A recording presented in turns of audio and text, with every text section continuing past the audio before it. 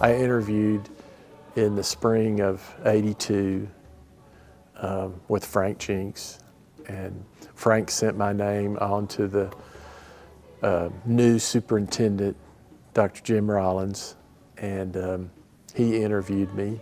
At the end of the interview, he asked me what I wanted to accomplish, and I told him I wanted the finest high school and choir in Arkansas and maybe the Southwest, and he just looked at me and said, "You set the bar and I'll help you get there." I just remember first day of class, we tried to sing a scale. We couldn't sing a scale in tune. And I remember going into Pat Ellison's office and going, "I don't know what the world I'm going to do. This is just not good." And she said, "Man, it's going to get better." In the 23 years I was at Springdale High School, I saw enormous growth. We got to sing at a National Choral Directors Association convention, which is a highlight in '96, and that was in Dallas, Texas.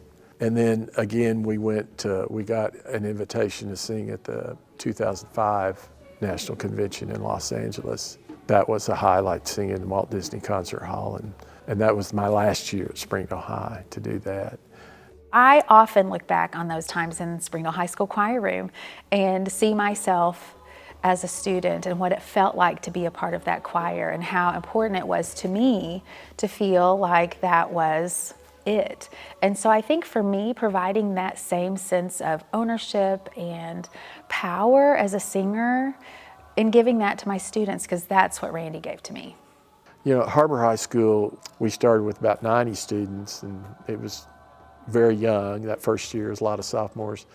And so after going to the national convention in 2005 with Springdale High School, and then the next year, basically having a sophomore choir was an awakening of, hey buddy, you better get on, you got to be able to teach. But 14 years there, I'm very proud of the work we did there. I think we got better every year.